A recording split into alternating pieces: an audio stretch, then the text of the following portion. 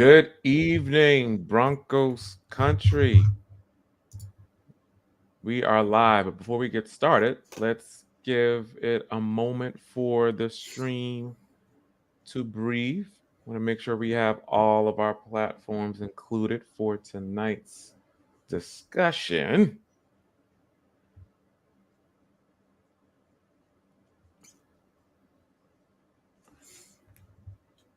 All right. And looks like we are good. Welcoming everyone to another installment of the Orange and Blue View. I am your co host, Ron White. On that side of me, back in action, is Dylan Von Arts. Dylan, how are you doing today on this hot Saturday, man? Yeah, I was just gonna say I'm pretty warm and I've been trying to cool off all day, but we're in the mid to high 90s here where I'm at, so mostly just trying to stay cool and uh, got a nap in today though, so I think we're doing pretty good, all things considered. Yeah, I was able to get one in myself. That's good. And I was telling you before we went live, I was like, no, I'm not going outside too much because here in Georgia, it's in the mid 90s as well. So really hot, but of course it's that time of year, so hey, it's to be expected. Got a good conversation tonight, but before we get started with the topic, we want to check into the chat and see who all we have checking in with us. We got Daniel Berry Sports highlights coming in. Thank you, Daniel. We appreciate you, my guy. Hey, everyone. Happy Saturday. Happy Saturday to you as well, Daniel. Hopefully, you are doing well, and thank you for coming in. Let's see who else we have. We got Mr. David Youngkin coming in. Thank you, David, as always, for checking in, my man. He says, evening, everyone. Evening to you too, sir. Hopefully, you are doing well on this Saturday. And let's see who else we have. We got NBLEX test prep. I'm here to party. Well, hopefully we all are. We're all here to have a party about the Denver Broncos. So that's good to hear. And he says, our baby boys are back. Yes. So we are back in the saddle. It is good to be back, at least us together. Dylan. I know there's been some musical chairs here over the past few weeks, but it's good to be back in here with you. And then we got Roy Osborne coming in. Thank you, Roy, from Facebook. We appreciate it. Says, good evening, Ron and Dylan. Hope you guys are having a good weekend. Yes, we are, sir. Hopefully you are too. And thanks for coming in. All right, let's see who else we have. We got Mr. Dominic Martin coming in. Hey, Broncos family, and thank you again for coming in. Hey, Broncos family, how good of a chance does Riley Moss have to start opposite of Patrick Surtain? Orange and blue view rocks, MHH for life, and per usual, go Broncos. Yeah, Dominic, this is a very intriguing question. Um, I would say if all things go well, if he can, you know, stay injury free for the most part, Dylan, I would say he has a great chance to start opposite PS2. I mean, you, you you have to get him out on the field to see what he can do. Um, we saw what he did in Iowa, and I want to see more of that. And if he can just continue to develop, I think he has a very good chance of starting opposite of PS2. Um, I think the other options you have here, Dylan, Levi Wallace, and we already know what we have in Jamari Mathis. And I don't think the Broncos want to go that route again. So I would say, depending on how all things go, and we'll get into training camp here and some of our players to watch. This might be one of those players to watch, hint, hint, as we get into that discussion, Dominique. But I'm going to say, if he proves to take that next step forward, if we see some of the things that we saw that he do in college, I'd say he has a great chance to start against PS2? Yeah, thank you for coming in with the question, Dominique. Yeah, I think Moss has the best chance to win this job, and I know they run Levi Wallace to maybe be like that quote unquote secure veteran there, but he's got some Levi's got some ball skills, but he's got some trouble in coverage. He hasn't been good these past few years, so I would rather test out Riley Moss. I really like his length and his speed. I think that's something you're going to need, especially in this division. And whoever ends up getting this second cornerback slot is going to be thrown at quite a bit. So whoever does end up securing that, hopefully can rise to the occasion, because it's going to be a tough battle out there week to week. Yeah, yeah. I'm with you in the fact that I like his ball hawk skills, his length, his speed, his quickness. And although Levi Wallace does have some of the things, he's like I say, he's not good in coverage. I've seen some plays where he can't really track the ball well, and he gets lost out there. So I think the Broncos could only go up at that CB2 position, and why not start your third round pick? Yeah. Why not? You trade up, you move it up to get him, and it's like, well, let's try to have him on the field to at least see what he can do at that CB2 spot. So yeah, again, Dominic, thank you for coming in. I would say he has a great chance to hold that CB2 position. All righty, let's see who else we have here. Slap yourself coming in. Thank you. Says we need to keep Sutton. Yes, I'm with you, Slap yourself. I'm a big Cortland Sutton fan. And I think it would do the Broncos justice starting a rookie quarterback to have a veteran wide receiver like Sutton be on the team. So I think just for that alone, I think the Broncos should definitely keep Sutton. Especially what happened last year, Dylan. I mean, Sutton he led the team in touchdowns. And we know what he can provide, as far as the 80-20 ball. Those contested catches are a thing of beauty from him. So I would say at least for this year and hopefully into the years to come, slap yourself, it would do well for the Broncos to keep Sutton just for that rookie quarterback to have a reliable target. Now, again, not to say that some of the other wide receivers cannot later develop into that reliable target. We know Tim Patrick can be, but he is coming off that injury. We still have yet to see what's going to happen with Marvin Mims. Hopefully he can turn into that wide receiver 2 potential, right, as we thought coming out of Oklahoma.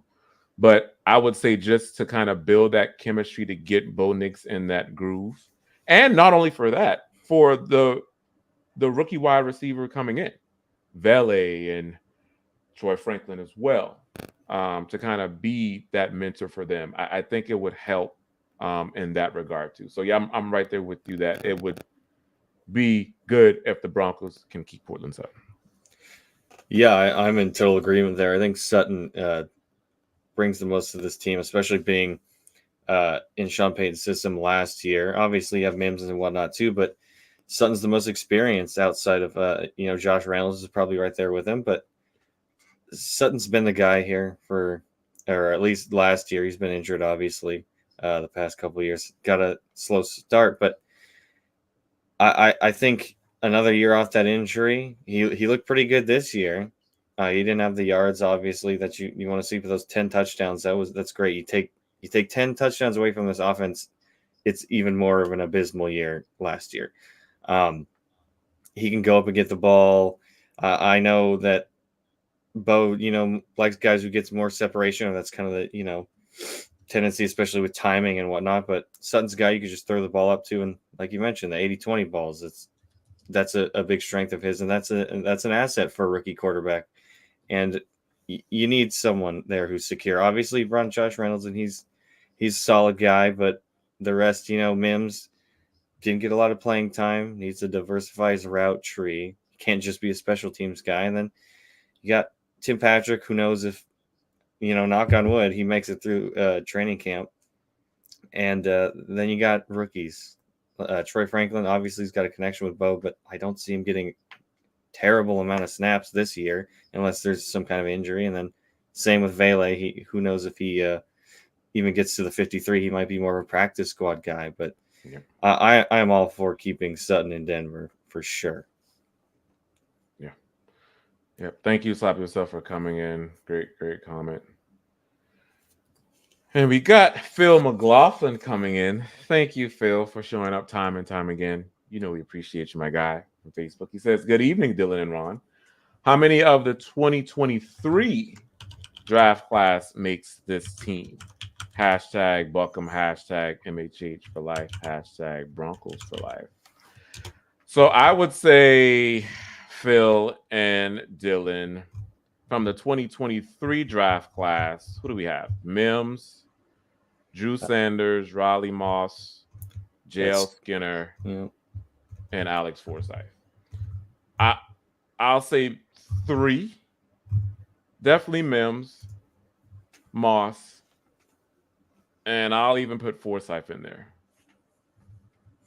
But I would say those 3 from the 2023 class will probably make the team.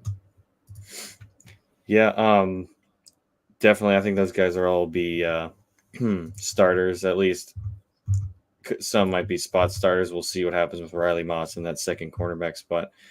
Drew Sanders injured. He'll be on the team, but not really, put in work necessarily beyond rehab. The interesting name here is JL Skinner. I was actually writing up a piece today about the safety room, and beyond PJ Locke and Brandon Jones, who I believe will be starting, those two. You have Caden Stearns. There's injury concerns there. So I don't really trust him a whole lot. He's going to have to really prove it in camp and that he's durable. JL Skinner's an interesting safety to have on the roster. He could be more of a box guy just because of his build. I believe he's 6'4", around 220. Pretty big guy, and that's someone you want in the run game. And he can be a deep safety, but I think he needs a little more work there. But, I mean, you get that with reps, and he obviously didn't have those last season. He had, I believe he played in 2 games and didn't record a stat through those 2. So he might just need some more seasoning, but like you mentioned, I think those 3, Mims, Forsyth, and Riley Moss, those are, I would say, locks for the roster. Yeah, and I was going back and forth on the JL Skinner because it's kind of similar, somewhat to the Moss situation, and you have to think, Dylan, that both of them are. Well, I know Moss maybe not as much because Moss, had that injury setback when I know JL Skinner did too. But I mean, there were times that JL Skinner was available and they just didn't put him out there. So I think, again, more on the case of JL Skinner that maybe it took him a little bit longer to get up to speed, with that safety position. And let's see how he does. I mean, in this training camp, I mean, you're right. That safety room is outside of those 3. What you said, PJ Locke, Stearns, now with Brandon Jones. Yeah, JL and Delarian, which Delarian's like a special teams guy for the most part. The cupboard there is very bare. So, it's hopefully, something can happen. JL Skinner shows some signs of improvement there, but, knock on wood, if there's 1 or 2 injuries there in the safety room, and it won't be looking too good there on the back end. Definitely not. All right. So speaking of more players, and I'll let you kick this one off here, Dylan. Again, we're going to go with now the title where the podcast is centered around. So the players to watch in training camp. So just as a reminder, The players report for training camp. The rookies start on July 17th, and then the veterans come on the 23rd. So, given that, Dylan, who is one of the players that you have on your list that we all should be watching out for? I mean, I'm just gonna take the obvious one, right? And that's Bo Nix. He's the man. I think the starting spot, he's gonna lock that up. And I know there's people get pushed back. Oh, you don't want to throw him in too early and all this stuff. He had all these starts in college, and obviously it's not the same thing. But he is the most seasoned that he's going to be coming into the NFL. He has this supercomputer brain. That's all I keep hearing, and he can dissect defenses and all this stuff. And if that's not true, then okay, yeah, maybe he shouldn't be starting. But apparently that is all true, and you see a lot of it. And he was drafted for the system. This is Sean Payton's guy. Rip the Band-Aid off. Just announce this guy's a starter. I don't care. But whether he's the starter or not, and I'm sure they'll take their time with that announcement. But he's going to be fun to watch and see him in this offense and how he operates. And we see him in the jersey and the helmet. Oh, it's going to be great. But just that fresh body there at quarterback, someone that we drafted, not a Jared Stidham. I don't care about Zach Wilson. I care about the guy we took 12th overall. And I think undeniably he's going to be the talk of training camp. Yeah. And kind of, I wouldn't say backing up, but kind of in line with what you're saying on the Bo Nix, Jerron Washington coming in. Thank you. I've been hearing a lot of Bo Nix haters. He's going to shock the world. Yeah, Jerron, he could very well do that. As my co-host mentioned, seasoned starter, very experienced. And you have to think about this, Dylan. We had to suffer with Russell Wilson last year. So it can't get any worse. It can't get any worse at the quarterback position. So you're right. Take the training wheels off, put him out there. And they're going to delay this. They're going to have this debate of, it's Stidham versus Nix, and who knows what the Broncos are going to do.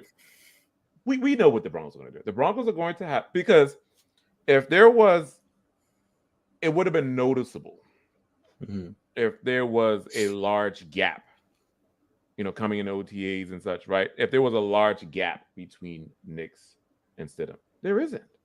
There isn't at all. So I look for, to see more of Bo Nix, kind of what he did at Oregon, dissecting the defenses, getting the ball out quick. I expect to see more of that here in training camp. And I think at the end of training camp, I think it'll solidify him as the starter. So I'm right there with you. Let's see. Before I get into mine, I want to grab Eric Flynn here. Thank you, Eric, from Facebook. Says won't be able to watch live, but I'll be listening to it tomorrow. That's okay, buddy. Thank you for chiming in, though. We appreciate it. We appreciate you. And then Phil coming in. Guys, give me two guys on each side of the ball you'll be watching most. Non-QB. We'll get there. Well, Phil, hopefully I will make you happy with mine. And we just finished talking about this position group, so it's even more fitting. My first is going to be Brandon Jones. I want to see, and it's, kind of just going off the safety room entirely. But, the hot free agent was Brandon Jones. So the Broncos offered him the $20 million deal over 3 years. And I want to see Dylan. So I know what Jones can do. I've seen, when he was there in Miami with some of the special team stuff. He can hold up in coverage. He's a good blitzer. So you can say, hey, those are some encouraging aspects of his game where I'm not saying he is Justin Simmons, but that production can somewhat be replaced with Justin Simmons. But I want to see more of the run defense and the tackling. because that was a little bit messy from him, from what I've seen some tape at from Miami. He had the 13th highest missed tackle percentage among the safeties last season. And he had an 18.3 and 16.9 missed tackle percentage, missing 26 tackles combined. So I want to see that get cleaned up. But, again, and just, that's him I'm kind of calling out. But I want to see, again, the overall safety room. We know what PJ Locke can bring. He took off last year, and I only expect more of him, more of that from him. Caden Stearns, we will see, injury, coming off an injury yet again. But I'm wanting to see kind of how Brandon Jones plays in this style of defense, and how he leads as well. Yeah, I think he's going to be a good piece for this team, and obviously, no one's Justin Simmons, and we're not expecting him to be that, but he can definitely supplement some of the production that he had over the years. He primarily played as the third safety, or kind of like a rotational safety there in Miami, but he does, out of his 54 games, have 30 starts. So he's no stranger to starting in this league, and I think he's going to do that. We're going to have two Longhorns starting at safety this year, and then you got the third one in Stearns. We'll see what he does, but yeah, I think he's a versatile piece that hopefully Vance Joseph can figure out how to use, and it's going to be tough. Like you mentioned, this safety room is really going to have to step up, because not only do we have questions at safety, but at corner too. So there's going to be a lot of moving pieces here in the secondary, and hopefully with the addition of Jim Leonard, who's a very creative mind, especially when it comes to defensive backs, that he'll find an interesting role for him, and hopefully we can lock that position up for at least this season. Yes, for sure. For sure. All right. Let's see who else we have in the chat. We got Cholo coming in. Thank you. New name for me. But thank you for coming in. It says, if Estime breaks out and becomes a star, will we see Javonte Williams traded? Ooh, this is a good question.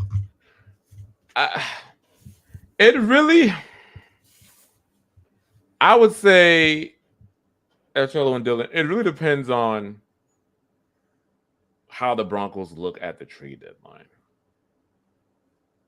If the Broncos are vying for, a playoff spot, or if they're already in, somewhat good playoff positioning, I can see Javonte maybe hanging around. But, if not, then I can, depending, again, if Estime does come out and break out as I think we all think he will, then I can see a scenario like this happening. I mean, we have to look at Javonte Williams and how he started off, and now what he has become. And last year, he just wasn't the Javonte that we're used to seeing. All the yards that he ran, every yard was just hard to get. The vision wasn't there sometimes. He was a little bit slow sometimes in some of the cuts. So, when you look at it, if we don't see, first year Denver Broncos Javonte coming back, then I can maybe see a scenario like this happening. But again, I want to see how he does in camp. Being, I think, the second year now removed off that gruesome injury, Dylan, how he can come back. But yeah, Cholo, I think with Estime, I would say Estime was, and I think I mentioned this on another podcast, Dylan, where Estime will be the Javonte of the future, where they brought him in for 3rd and goal at the 1. Dude, go get a yard. Mm-hmm. 3rd and short. Or even 4th and inches. Go get it. So I see Estime definitely thriving in that regard. And if he does, exceed expectations,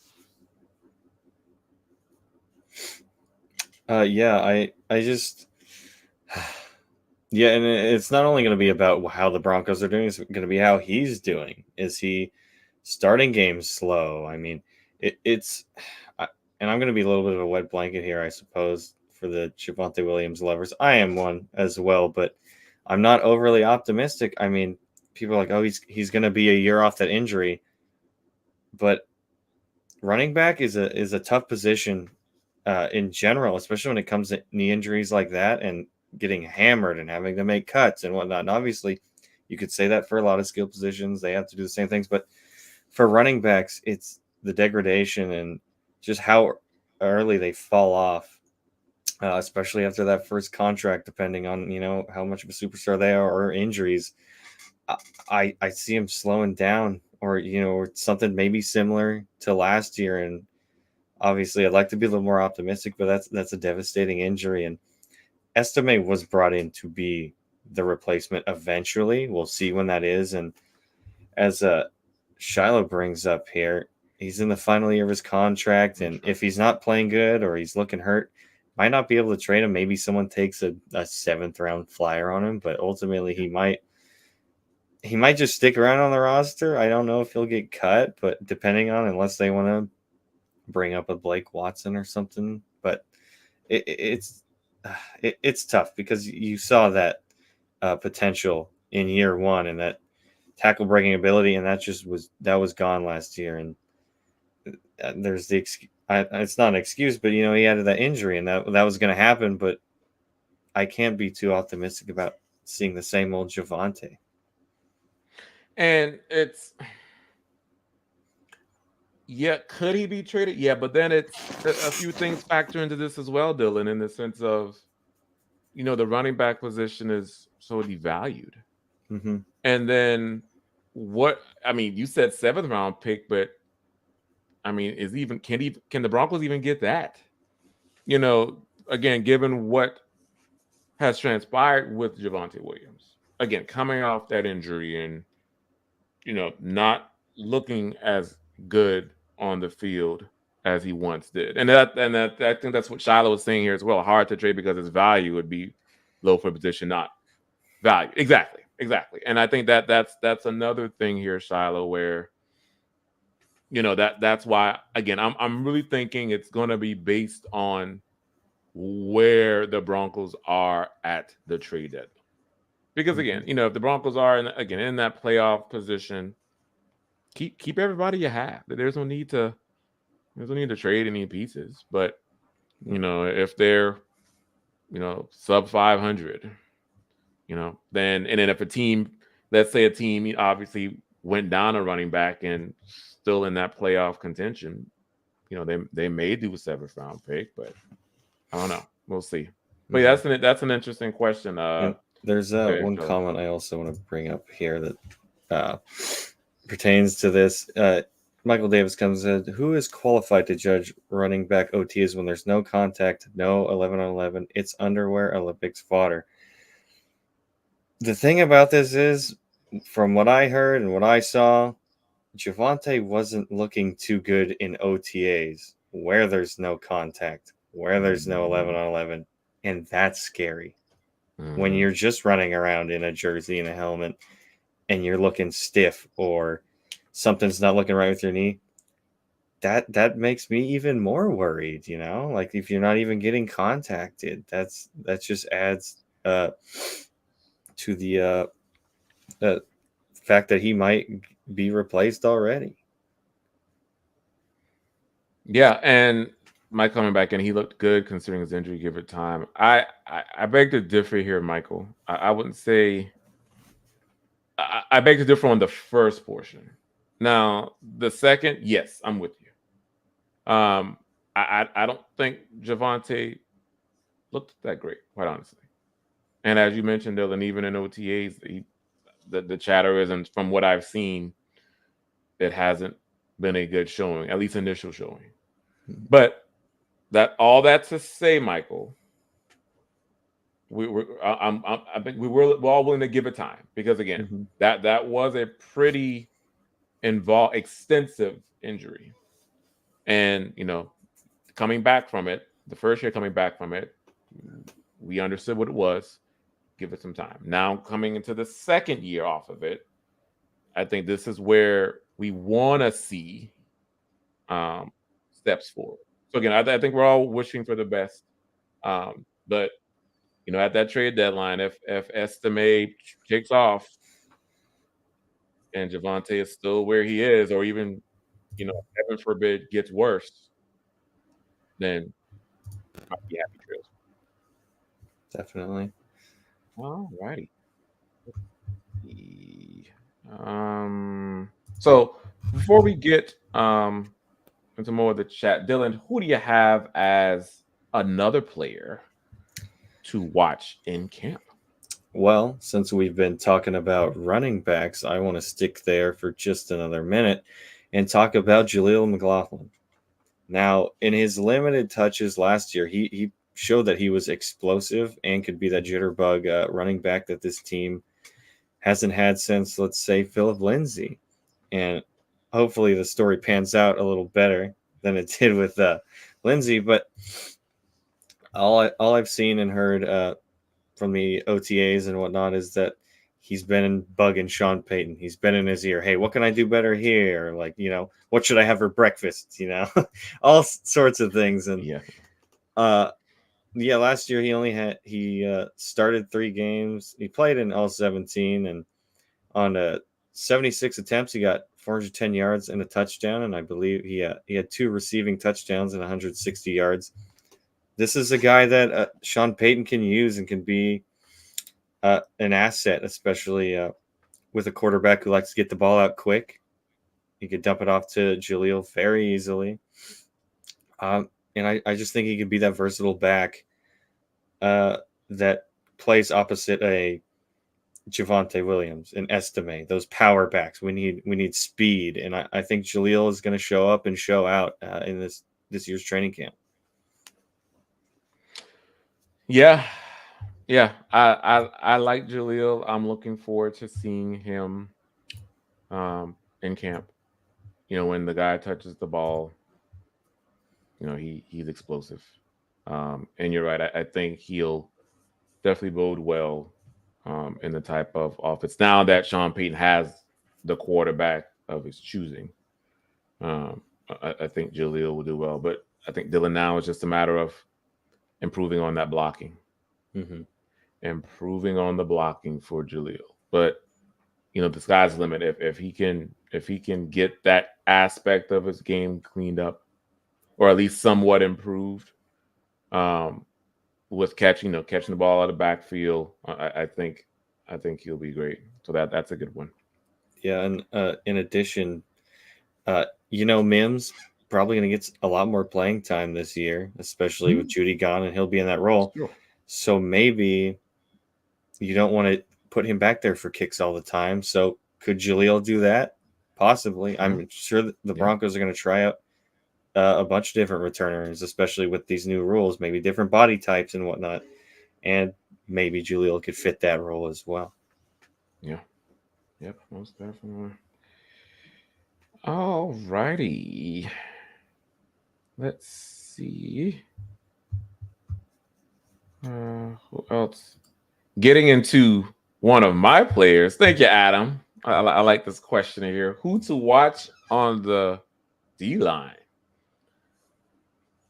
Well, I'm glad you asked that question, Adam, because my player to watch, John Franklin Myers. Dylan, I'm still over the moon that the Broncos really stole him. When you think about this, literally stole him from the New York Jets. I am so excited.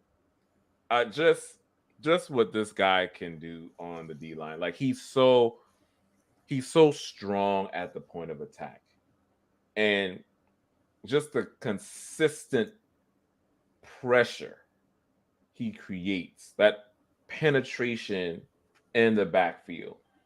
And what that does is it frees up those linebackers so that they'll have more of those one-on-one matchups against the offensive tackles. So just to have him just penetrating, and people like DJ Jones and Zach Allen, Malcolm Roach stopping the run. I just think his presence alone with what he can do is going to make the rest of the D line that much better.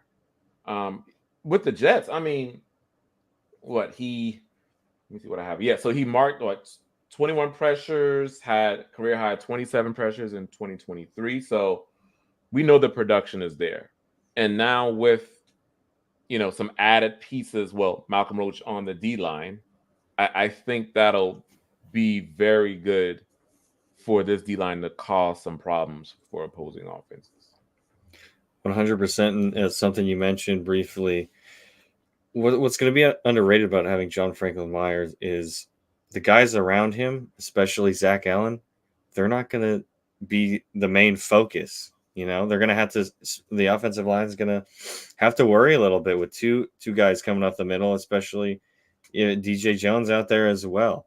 And what's worse for a quarterback, and especially we've seen this a lot, especially with our defensive line, is our guys can get decently. They get around the edge pretty good, but the quarterback has that space to step up in the middle. And with John Franklin Myers and Zach Allen, you can eliminate that, or at least make it much harder for a quarterback. Oh, I got rushers coming. Let me just step up. Oh, now I'm sacked. And that's something we've missed in Denver for quite a while now, is just that pressure up the middle and taking away the quarterback's options to escape. And like you mentioned, yeah, he's got some pass rush chops and he can defend the run. That's something we've missed for quite a while here in Denver. Yeah, most definitely. I'm very excited for this D line. The fact that Sean Payton, George Payton, they went out and they made this a priority. I like Malcolm Roach as well. I think he's gonna help the guys up front tremendously. So we'll see, but I'm very encouraged. Definitely. Alrighty, let's see who else we have in the chat. Got Phil coming back in. Thank you, Phil. Says what's Williams' contract worth, and what could we possibly get for him? So I know it's a four-year deal when he signed in 2021. I think it's north of 8 million. Like 8 million. And that runs obviously up to this season. So that's an average annual fill of about a little north of $2 million. And that came with the signing bonus about I think about 4 million, and then like the little over 4 something guaranteed too. So we're looking at about close to a $9 million contract with him. And as far as I think we answered that last portion of what could we possibly get for him. Yeah, maybe a seventh. Again, obviously it's just based on the current production, and we saw last year that it just wasn't there. We know about the gruesome injury. But yeah, I maybe a seventh, I would say, for Javonte. But who knows? George Payton and Sean Payton can talk themselves into getting what they want, so they may could even get a sixth. Who knows? But yeah, I'd say maybe a seventh round pick for him is kind of where we are there, Phil. Yeah, definitely. It is, especially with his playing time, or if that injury flares up and he's not looking the same. Yeah, probably a seventh to nothing, because it's going to be hard to trade a guy like that. And like you mentioned, though, if he does pop off and he does play pretty good, but Broncos aren't really in contention, maybe at the trade deadline you can get maybe a sixth rounder instead of a seventh if there's a team like Ron mentioned earlier, if there's a playoff team who either loses a guy or they feel they need a little more juice there. But I just truly don't think there is any real value there, especially, with that knee injury. We'll have to see how he plays. But as of right now, I would probably say none. no value really. Yeah. That might be how it plays out. It's unfortunate. All righty. We got Mark Wingett coming in. Thank you. Says, what happens if Bo plays worse than Wilson? Then what? That's not going to happen, Mark. Thank you for, kind of having us maybe go down this road and think what are some possible options, but that's not going to happen. Bo, from what we've seen, and Bo's experience. Again, we have to look at where Bo's coming from. Bo's coming from an experienced team there at Oregon. He has a lot of career starts. What we've seen in OTAs, Dylan, he can't play any worse than Wilson. I mean, there were talk in OTAs how Wilson looked, and that's just So I don't think that's going to happen. Bo Nix is going to be your starter with Stidham having that backup role. Yeah, and I think it's more of a way like in terms of what is he going to play worse? Are you talking statistically? Like, does he get 26 touchdowns? I think he could get around there, maybe a little less or similar yards as well. But it's really more about how he plays within this offense, because Russell Wilson did not cut it there. If he could run Sean Payton's offense, he would still be here. And I think his numbers would have been better last season, but there's a reason they weren't. And it's because Russell can't fit into Sean Payton's system. And that's why we have Bo Nix. And I do think he will play better in terms of within Sean Payton's offense, getting those balls out quick. Hitting the middle of the field, something we didn't see very much these last few years. In terms of playing in the system, he will be better than Wilson. Statistically, you could maybe see something similar. Yeah, for sure. All right, let's see who else we have. Got Adam coming back in. This is an interesting question. It says, do the other AFC West teams have a good run game? Yeah, so, Kansas City's run game over the past few seasons, Dylan, has been great, with Isaiah Pacheco. So I would say Kansas City, a lot of things with Kansas City so far has been the short, quick stuff with Pacheco running the ball hard. They have a pretty solid run attack. With the Chargers, we know that is going to have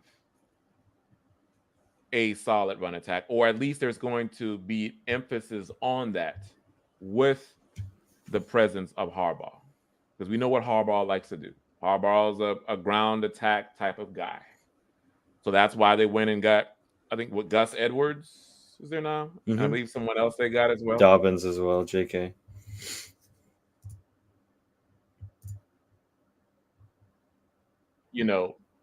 Harbaugh represents and what can happen there.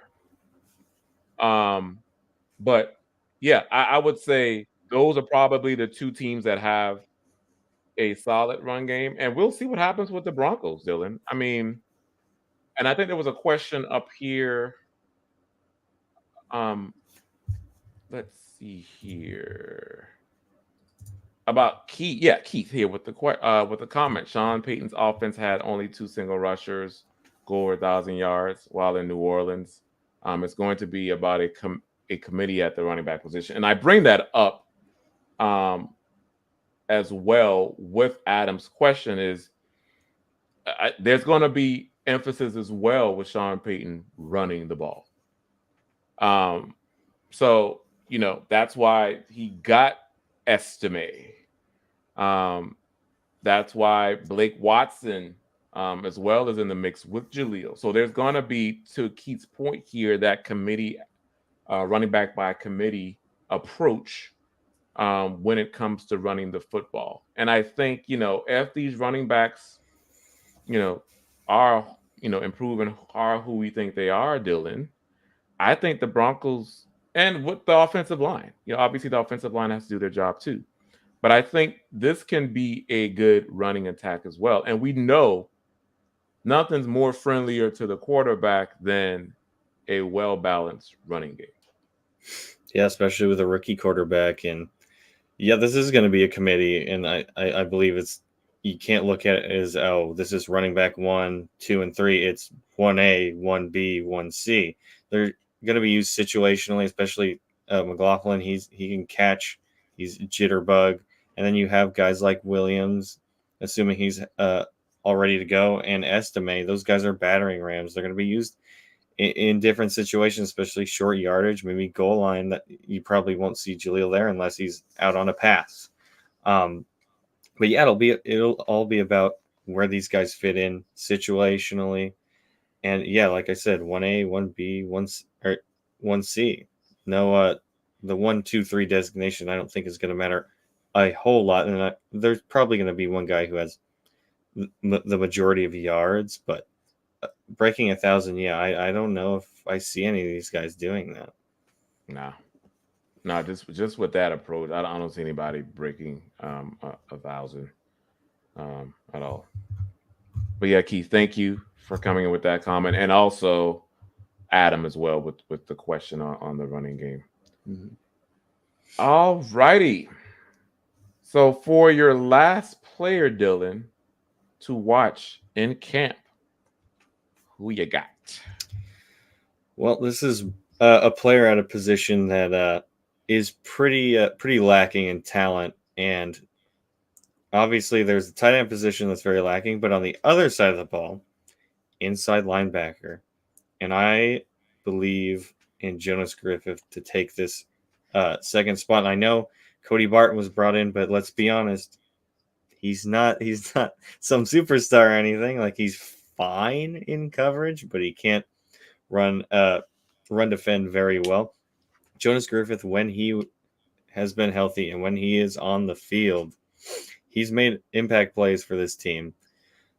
And he's a good coverage guy, something we need, because Alex Singleton, he's very good in terms of getting a bunch of tackles, but he also misses a lot, and I don't really love him in coverage. And I think Jonas Griffith, assuming he can stay healthy, can be that guy opposite Singleton in coverage.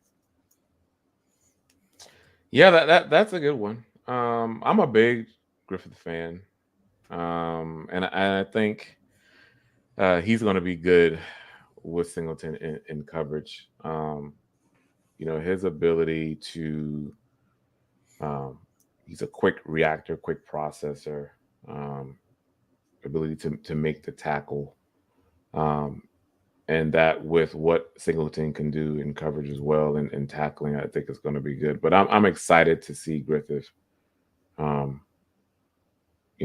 as that other linebacker for sure. That's a good one.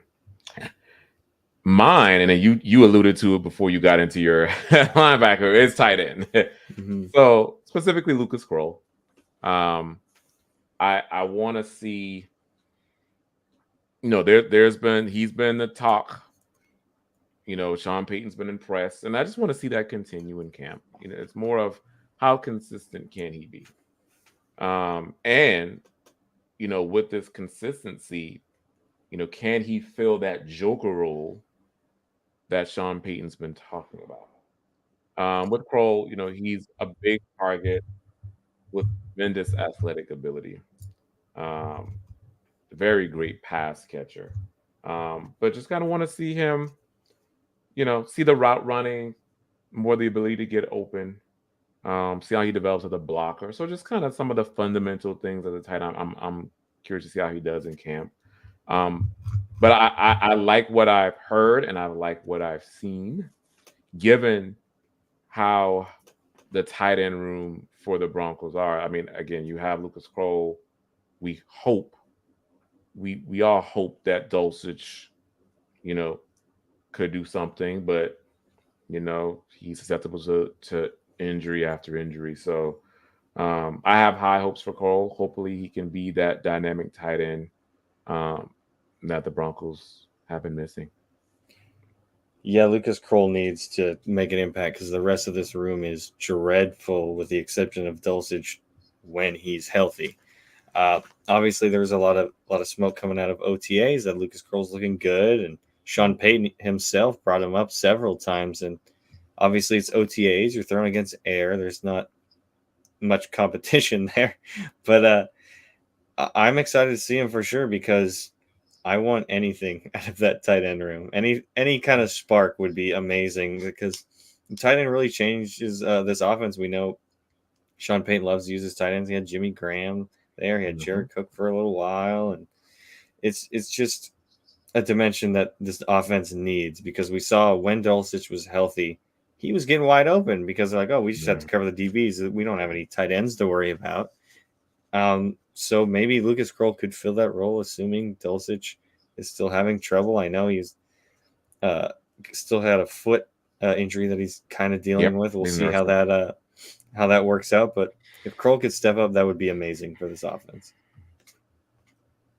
Yes. Hopefully he can. All righty. I want to grab. I thought there was another one that I missed here. Oh, Phil here. Yes. Thank you, Phil. Coming in from Facebook again. It says if Wilson somehow beats out Stidham, does he go to the practice squad or would he be picked up by another team? I'm going to say practice squad. I don't know. I mean, I just don't know what other team would want Wilson. Sean Payton thinks that he can still be salvaged. Oh, I believe he means if Stidham is if somehow Wilson beats out Stidham. So Wilson. All right, I misunderstood. Yeah. Thank you, Coles, for whatever. So yeah, Wilson somehow beats out Stidham. Yeah. So no, I think Stidham goes to the practice squad. So I thought we had the two embarrassed. But yeah, Stidham goes to the practice squad because I think again, they invested in Stidham to come here or to come to the Broncos, and Stidham is, I think, a quality quarterback. I mean, obviously he won't light the world on fire, and I think Peyton believed in him enough to grab him. So I think he's going to be on the practice squad. But I just feel I really don't see Stidham. I'm saying Wilson beating out Stidham. Again, I think if it's anybody that is going to be on that practice squad, it's going to be Wilson. But if your scenarios happen, it'll be interesting. But yeah. I do like Stidham. I do think he's a good number 2 guy to have. But yeah, assuming say if Zach Wilson somehow beats him out, you would hope you could get him on the practice squad. There could be some QB need teams. Hey, we need a mentor, or hey, we need a backup, and you risk maybe losing him there. But ideally, you could get him back on the practice squad because it's always good to have a third quarterback. I know, especially with the emergency quarterback rule they have now, that you can have 3 quarterbacks active, I believe. So, yeah, you can't have too many bodies there. And Stidham, like Ron mentioned, he'll be the number 2 guy. I don't see Zach Wilson beating him out. Maybe you could salvage something from Wilson. He's got a lot of tools. It's just kind of the stuff up here that he needs to figure out. And I think Wilson is going to sit for this year and learn, like I've mentioned before, like a Sam Darnold in SF. Same sort of situation. Yeah, for sure. All righty. I got Michael Davis coming in with a different opinion here. I think Denver would do right by Stidham and release him so he can go play elsewhere. Interesting. I don't. Yeah, I don't. They paid him $10 million. Yeah, that's what I don't agree with that. Just because of what they paid, and Stidham is, the most experienced on the team at the QB position. So, I don't. I see what you're saying. Maybe obviously later on down the line, but yeah, right now, no. Again, like I said, they paid him $10 million. He's the vet at the QB position here. I don't see that happening at least anytime soon. So maybe Stidham might want that if he, sorry, not if, when he loses that starting job, which, yeah, I mean, in a perfect world, sure, he can go somewhere, but where's he going to go start? I don't think New England's taking him back.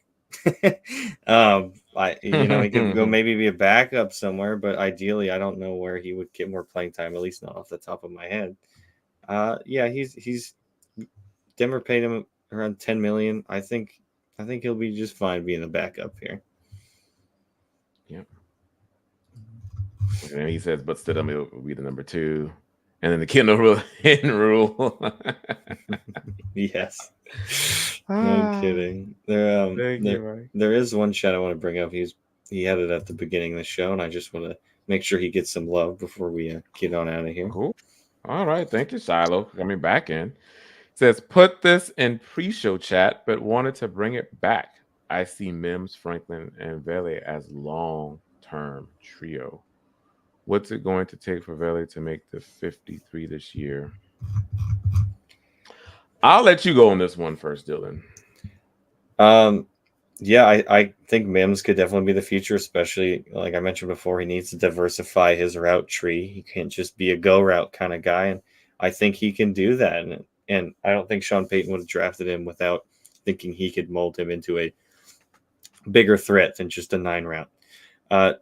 Franklin, he's very fast as well, and if we could get that dual speed in Denver here, that'd be great because we have lacked that for quite a while now. We've had Jalen Virgil, but he hasn't exactly stayed healthy and hasn't gotten many touches. And as for Vele, I think for him to make the 53, Tim Patrick would probably have to get injured again or just flat out look terrible. And I mean, looking at the Broncos depth chart right now, you still have Josh Reynolds there. You got Cortland Sutton, Mims. I think ideally they keep Sutton, Reynolds, Mims, Tim Patrick, and Troy Franklin, and like 5 receivers on the 53, and the rest of the guys are just going to get called up on game day from the practice squad as needed in terms of how they like certain matchups. So I don't know if he can make the 53, if I'm being honest. Yeah, that's what I was going to say. I don't think he's going to make it. I don't think he can, just given what's already there. We already mentioned the receiver: Reynolds, Sutton, Franklin, Patrick. And so I don't see. Now you're right. I think I agree with you, Dylan, in the sense of maybe if Patrick is struggling coming back from that injury, or again, I don't see this happening, but for Troy Franklin, it's still not where the Broncos think he should be. Because he has some drops and such to clean up. His game is definitely not perfect. So, if he hasn't taken a step forward, when it comes to those things, then that it's a small chance. Vela can make the 53, but yeah, I again, just given what's there, I don't see him making it. But I do agree with you, Shiloh, that Mims, Franklin, Vele, I think that's also the Broncos' plan as far as a long-term wide receiver room. Now, Mims for sure has to, clean up a little bit of his game. Obviously, the route tree has to be improved, expanded, not fumbling the ball, make sure he holds onto the ball, things like that. And as I mentioned with Franklin, making sure he kind of gets those drops cleaned up. And again, I know that they're young and they're still working on those things, but definitely if they can get those things cleaned up for sure, yeah, this is definitely the room that I think the Broncos are envisioning as far as the wide receivers. I think it's funny. I'll just add this last point to see long term and then Vele being a 28-year-old wide receiver. And maybe he has less tread on his tire, but yeah, being 28, we'll see how long he can stick around because from what I've heard from OTAs, he's plenty talented. Yeah. Oh yeah, for sure. All righty, let's peruse the chat. Oh, looks like we are coming up at an hour. So let's see if we missed one. Dylan, I don't think we have. Just doing one final review here, guys.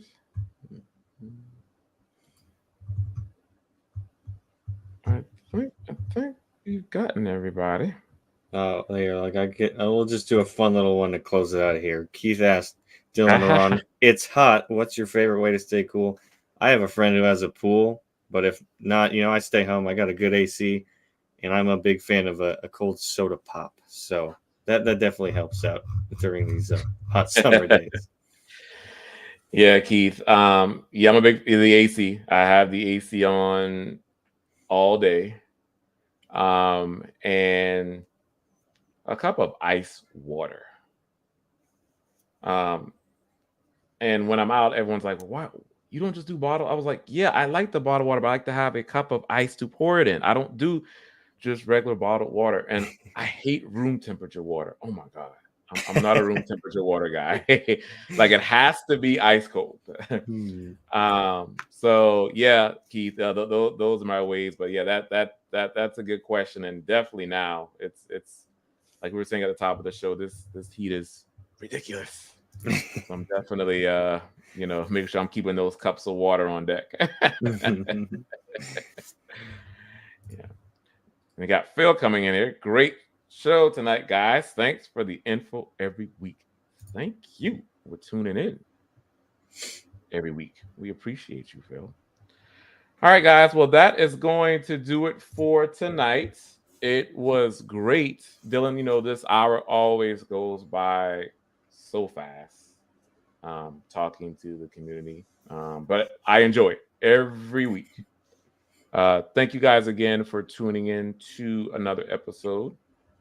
Make sure you like, subscribe, share our channel on all of the platforms. We would greatly appreciate it.